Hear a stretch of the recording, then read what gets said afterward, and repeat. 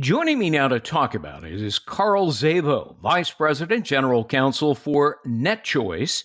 He analyzes tech-related legislative and regulatory initiatives that impact online companies. He's also an adjunct professor of internet law at George Mason Antonin Scalia Law School. Carl, thanks so much for being here. Appreciate your taking the time. I want to get, first of all, just sort of your general reaction to Biden administration creating this disinformation governance board, which is being disparaged correctly, I think, as nothing more than a ministry of truth. What do you think of it? You know, a lot of people throw around the term Orwellian or 1984 kind of haphazardly, and I'm not one of those people. But when you see the government creating a division within our Department of Homeland Security, specifically designed to decide what is and is not truth for the American people, that is Orwellian. And this is fundamentally different from what we see from a private business, because unlike a private business, the federal government can put you in prison. And our founders knew of this problem. They understood it, and that's why they enshrined protections for us from this type of government censorship in the First Amendment. So this is incredibly scary, but at the same time, we're not just seeing it from the left. We're not just seeing it from the Biden administration. We've actually been seeing calls for government control of social media from the right as well. We've seen laws in Florida, laws in Texas, calling for compelled speech, forcing private businesses and social media platforms to host content that they don't want to host. Right. And so it cuts both ways. And it's just really scary when I see government getting involved in free speech. To some extent, Republicans have been complicit in this. They've been pushing for antitrust legislation in Congress. You do have Governor Ron DeSantis, who signed a bill that cracks down on censorship and imposes hefty fines on social media companies that, for example, suspend accounts of political candidates. I think that strikes me as okay, but what do you think? I'm an originalist. That's kind of where I land. It's kind of convenient that I teach at Antonin Scalia Law School by that fact. And I believe that private businesses are in the best position and the ones who should decide what is best for their users and their customers. If I, as a conservative, support decisions like Hobby Lobby, Masterpiece Cakes, and Citizens United, which are predicated on the notion that private businesses, not the government, can decide what to do, then that has to hold true even when my members upset me.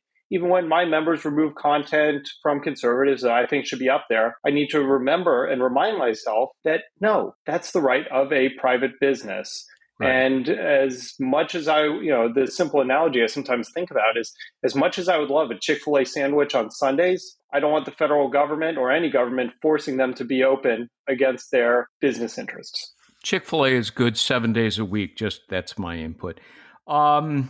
Isn't this really an effort by, Joe Biden and others around him to misappropriate the reins of government power to engage in wholesale censorship, suppression of free speech, so that he and Democrats, if they want, can peddle their own false narratives and discredit lawful discourse, in a way crush dissent? Any criticism of those who currently control our government, which right now is Democrats. So it strikes me as a flagrantly partisan tool ripe for political manipulation of public thought. You agree? I couldn't disagree. I wholeheartedly agree. It's terrifying what we're seeing out of this. And it can't be a coincidence that this is coming only a couple of days after Elon Musk takes control of or acquires Twitter. This can't be a coincidence. What you're seeing from Elon Musk's acquisition of Twitter is kind of, as you described, Greg, it is opening up the avenue for more free speech.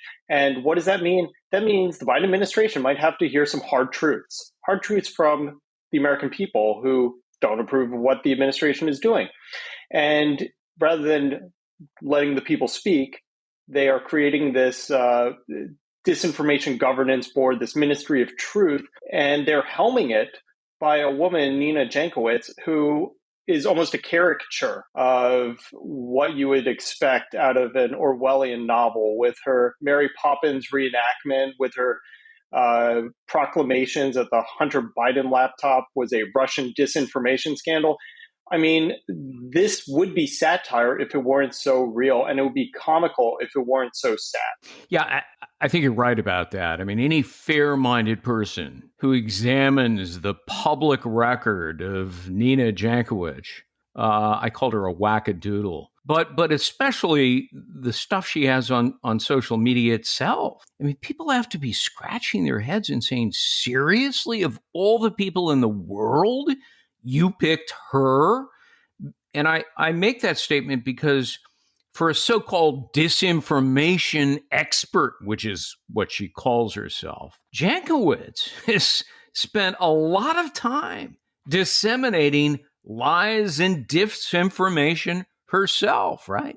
Yeah, I mean, and if the government were to ever do this, which I think is just ludicrous and a violation of our constitutional protections against such an effort, then you would need somebody who is more holy than the Pope to be the arbiter of this agency, who has to have so little partisanship in them that they would have been an unheard of person before this. But instead, to your point, Greg, they pick somebody who is, for lack of a better phrase, a partisan hack, and is out there already making decisions on what is and is not truth, and in a way that we have later come to learn is 100% truth.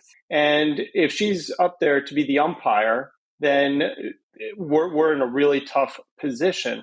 But I think, Greg, it also gets into the question of what is disinformation, right? Disinformation is often in the eyes of the beholder. So we have Nina Jankowicz saying that the Hunter Biden laptop is disinformation, it's Russian disinformation. Well, no, that's not accurate. Is a politician's promise that if you like your doctor, you can keep your doctor disinformation, right, when they actively knew that that was not true? Oh, yeah, the evidence shows that they knew it. And Obama said it up to 20 times. Exactly. And then you've got statements like the reason that inflation is high is because of Vladimir Putin. Right. I mean, so there's information's in the eye of the beholder. And that's why we have these First Amendment protections against the creation of these types of quote unquote disinformation governance boards. Yeah. Now, one of the things that I find intriguing with the way that this has been framed is that the Biden administration is now trying to quickly backpedal and say, no, this is nothing new. We've been looking for disinformation with the Department of Homeland Security. It goes back decades and administrations, and trying to make sure that everything is above board. But what's missing is where they are looking for the disinformation source. So historically, we would look to see if there is disinformation coming from abroad, intent by foreign actors to meddle with our nation. China, Russia, et cetera. Yeah, exactly. Iran. And it's been going on forever. I mean, that's just the way it is. But it's the intelligence communities that usually monitor that, and they do so, in a covert way, and that information is then passed along to the president and others in government, right? Right. But what we're doing differently here is we're not looking at what's coming in. We're spying on Americans with this disinformation governance board. It's no longer looking at tweets from foreign actors. It's looking at tweets from next door neighbors.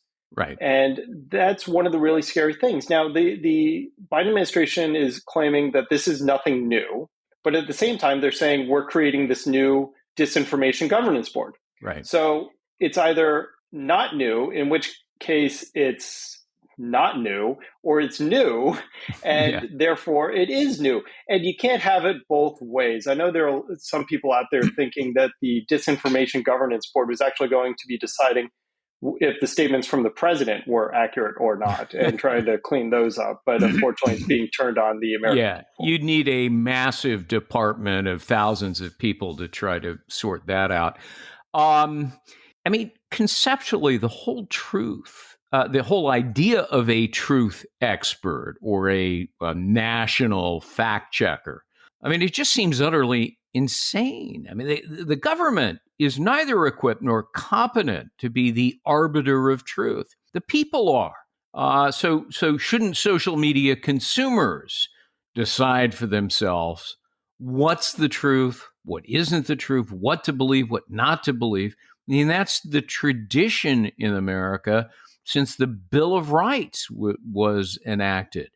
But instead, now you've got Joe Biden who wants the government run by political partisans who are inherently, almost by definition, biased to tell us what's true. A political referee who is political. That's a recipe for corruptly motivated acts, I think. Yeah, I mean, one of the things, as pointed out by a colleague of mine, there is an incentive to flag everything as disinformation. Just if you ignore the political motivations, just if you ignore the inherent instincts of the Biden administration to flag anything that's mean about them as disinformation, there is a moral incentive to flag things as disinformation, even if it's not. Because if you flag it as disinformation and you're right, everyone's like, okay, good. If you choose not to flag it as disinformation and turns out to be a harm, then you'll get raked over the coals. There's a common phrase in governance. It's an acronym called CYA. It's cover your and you can figure out the last letter. Right. And that's going to encourage these arbiters of truth to be even more aggressive in flagging things as disinformation. And what does that leave us with at the end of the day? If we can't go on social media for other opinions or other information, we are left with, frankly, the legacy media. We are left with the CNNs, the New York Times, the Washington Post, and the LA Times of the world to be the ones to tell us that's the way it is. And for Republicans, for conservatives, I'm sorry, but we're not going to get a fair shake under that legacy regime. We haven't in decades. And maybe that's the true intent here, is to make social media not only remove any dissenting speech, but appear so toxic that no one wants to even engage on it. And they have to go back to the legacy media, which is beholden to the institutions and the powers that be and the people who have been in Congress since well before many of us were born, like Joe Biden. And they will be the arbiters of truth once again. And we can eliminate the dissenting speech and control the message. Yeah, I mean, who fact checks the fact checkers? That's always been my beef. And I've been the target of fact checkers. When I first came out with my original book, The Russia Hoax, I made the argument that collusion by itself is not a crime except in antitrust law. Now, there can be conspiracies and so forth that's similar to collusion. So a well-known fact-checking group, published an article saying that I was absolutely 100% wrong. Several months later, when the special counsel, Bob Mueller, came out with his report, verbatim, he repeated what I had said. Collusion by itself is not a crime. Then he went through conspiracies. He said it not once, but twice. Never has that fact-checking organization ever corrected their mistake. And in fact, their fact check still exists on my Wikipedia page. So anybody who reads it is misled. And so this is yet another example. We're going to now turn fact checkers and news organizations into government fact checkers. And I think the comedy and tragedy in all of this is that this DGB, which sounds very much like the KGB, as many have pointed out, it is, as you say, operated by the Department of Homeland Security under Alejandro Mayorkas, who through his own, I think, incompetence has managed to do almost nothing to solve the border crisis that grows worse every day. And so instead of focusing on a real problem, he's decided that the best way to solve all of this is to create a board that I suspect will lie about what's going on at the border, or at the very least suppress the truth about the border chaos, under the guise of disinformation. Because as you point out, you can call anything disinformation. I mean, disinformation at the end of the day is something that you don't want to hear. And that's the way a lot of people look at it. And, one of the things that has been really eye opening for me is, and I've gotten real whiplash on it, I probably need to go see like a masseuse, is the 180 that Democrats have done on services like Twitter since Elon Musk announced that he's going to open up free speech. And now they're yelling, oh no, you can't let a private business do this. And you're seeing Mayorkas come out with his disinformation governance board. And all of this, once again, is designed to control the message. And as I said earlier, we see this from Democrats, we see this from Republicans. But I remember once upon a time when the Democratic Party was the party of free speech. They were the party of the anti-establishment. And it is clear that they are no longer that party. They believe that their government, not the government, but their government can do no wrong. And anyone who says otherwise should be silenced, censored, and removed from all social media. And I think that is now being enshrined in the Disinformation Governance Board.